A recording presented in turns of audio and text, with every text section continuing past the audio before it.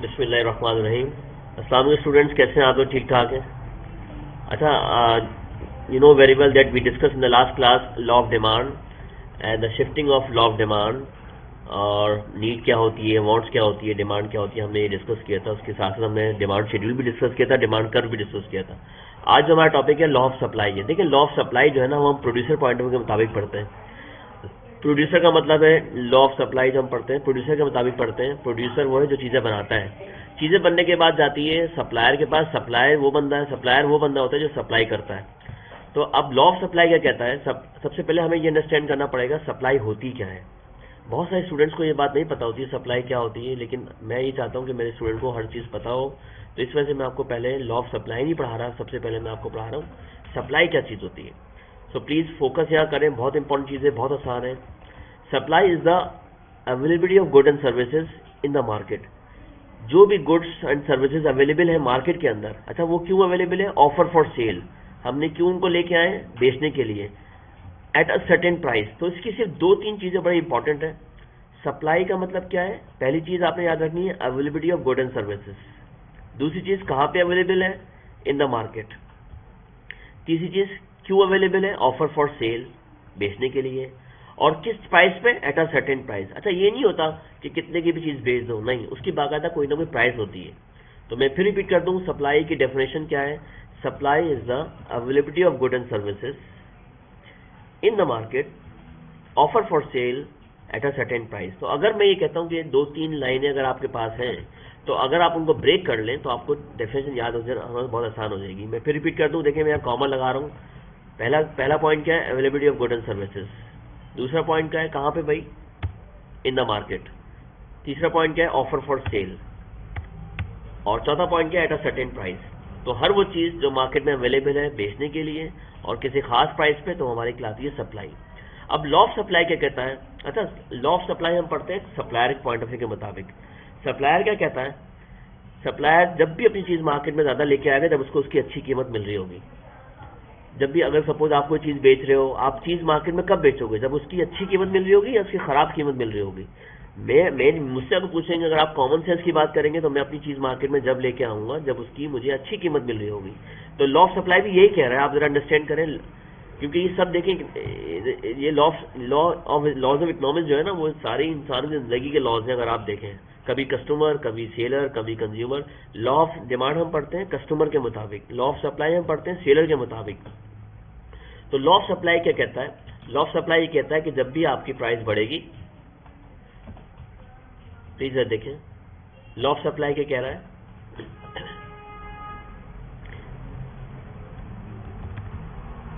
Whenever price increase supply also increase and vice versa. क्या मतलब है इसका? जब भी प्राइस बढ़ेगी तो सेलर सप्लाई भी बढ़ा देगा, और वाइस वर्सा का मतलब क्या है? उसका उल्टा, जब भी प्राइस कम होगी सेलर अपनी सप्लाई भी कम कर देगा, या सप्लायर अपनी सप्लाई भी कम कर देगा।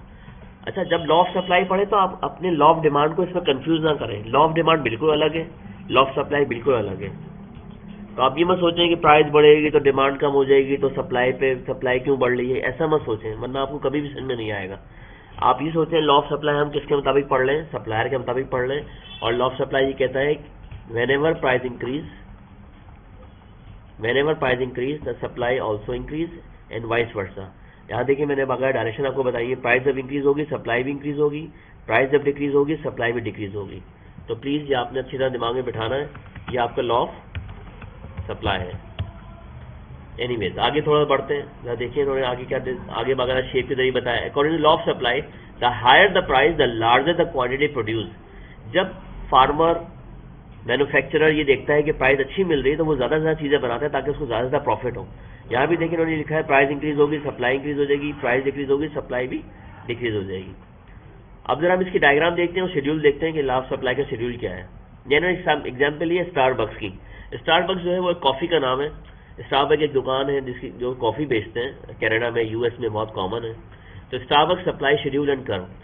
अब देखिए इनके दरमियान जो रिलेशनशिप है ना, अगर आप देखें इनके दरमियान जो रिलेशनशिप है वो पॉजिटिव है। पॉजिटिव रिलेशनशिप क्या होता है? लॉ ऑफ डिमांड में हमने पढ़ा था इनवर्स रिलेशनशिप था, नेगेटिव था। यहाँ देखिए पॉजिटिव है, एक चीज़ बढ़ रही है दूसरी चीज़ भी बढ़ रही है। जब एक चीज़ कम हो रही है दूसरी चीज़ भी कम हो रही है, तो ऐसी रिलेशनशिप हम बोलते हैं पॉजिटिव रिलेशनशिप या बोलते हैं डायरेक्ट रिलेशनशिप।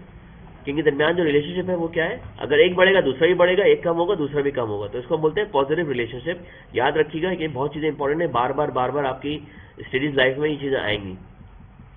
अच्छा, जब भी पॉजिटिव रिलेशनशिप होती है डायग्राम कुछ इस तरह बनती है। लॉ ऑफ डिमांड में डायग्राम कुछ इस तरह बनी थी, अगर आपको याद हो, लेफ्ट टू राइट और कर्व इस तरह बना था। लेकिन जब भी इन दोनों वेरिएबल के दरमियान, यहाँ पे हमने प्राइस रखा है, यहाँ पे हमने क्वांटिटी रखी है, जब भी इन दोनों के दरमियान इन दो हमारे वेरिएबल है, ये हमारा एक्स एक्सिस और ये हमारा वाई एक्सिस है, ये हमारा क्यू वेरिएबल है, ये हमारा प्राइस वेरिएबल है। तो ये प्राइस ये है और क्वांटिटी सोल्ड ये है। तो आप जरा गौर से देखेंगे, प्राइस 0 थी तो सप्लाई कोई भी नहीं थी। जब प्राइस 1 हुई तो सप्लायर ने कितनी सप्लाई करी, 3। जब प्राइस 2 हुई तो सप्लाई बढ़ गई। जब प्राइस 3 बढ़ रही है तो सप्लाई भी बढ़ रही है। जब प्राइस 4 हुई तो सप्लाई भी बढ़ रही है। जब प्राइस 5 हुई तो सप्लाई और बढ़ गई। जब प्राइस 6 हुई तो सप्लाई और बढ़ गई। इसका मतलब है जब प्राइस बढ़ रही है तो सप्लाई भी बढ़ रही है। इसी को हम लॉ ऑफ सप्लाई बोलते हैं। और जब डायग्राम बनाएंगे तो कैसे बनाएंगे, देखें, वाई एक्सिस पे आप क्या रखेंगे, प्राइस रखेंगे, और एक्स एक्सिस भी क्या रखेंगे, सप्लाई रखेंगे। तो देखें 0 पे 0 थी। अगर आप 1 की बात करें या 2 की बात करें, $1 की, तो हमने 3 चीज़ें हम सप्लाई कर रहे थे। जब $2 की चीज़ हुई, या आप $2 समझ लें या ₹2 समझ लें, तो हमने 6 सप्लाई की। जब हमने $3 की चीज़ मार्केट में हुई तो हमने 9 सप्लाई की, 9 क्वांटिटी सप्लाई की। सप्लाई का मतलब है मार्केट में हम ले आए चीज़। $4 की चीज़ थी तो हमने कितने की, 12। तो $4 ये हो गए और 12, 10, 11, 12। अगर आप देखें 10 के बाद ये 11वां है और ये 12वां है। इसी तरह जब चीज़ $5 की हुई तो कितनी हमने चीज़ें सप्लाई की, 15। तो 5, जब प्राइस 5 हुई तो हमने कितनी सप्लाई कर दी, 15 चीज़ों की सप्लाई करी है। जब प्राइस $6 हुई तो कितनी चीज़, 18। तो ये 15, 16, 17, 18। तो आप जरा अंडरस्टैंड करें, जैसे जैसे प्राइस बढ़ रही है सप्लाई भी बढ़ रही है। तो इसके दरमियान जो रिलेशनशिप हुआ पॉजिटिव रिलेशनशिप हुआ। जब भी पॉजिटिव रिलेशनशिप होगा डायग्राम कुछ इस तरह बनेगी। ये चीज़ आपको दिमाग में याद रखना है। तो लॉ ऑफ डिमांड में हम नेगेटिव रिलेशनशिप होती है, इनवर्स होती है, और लॉ ऑफ सप्लाई में हमारे पास जो होती है वो पॉजिटिव रिलेशनशिप होती है। जब भी ऐसी कोई डायग्राम बने किसी भी सब्जेक्ट में, तो आप समझ जाए इन दोनों वेरिएबल के दरमियान जो रिलेशनशिप है वो पॉजिटिव है। एक बढ़ेगा तो दूसरा ही बढ़ेगा, एक कम होगा तो दूसरा भी कम होगा। प्लीज़ याद रखिएगा। कोई प्रॉब्लम हो तो ज़रूर पूछिएगा please. Thank you so much.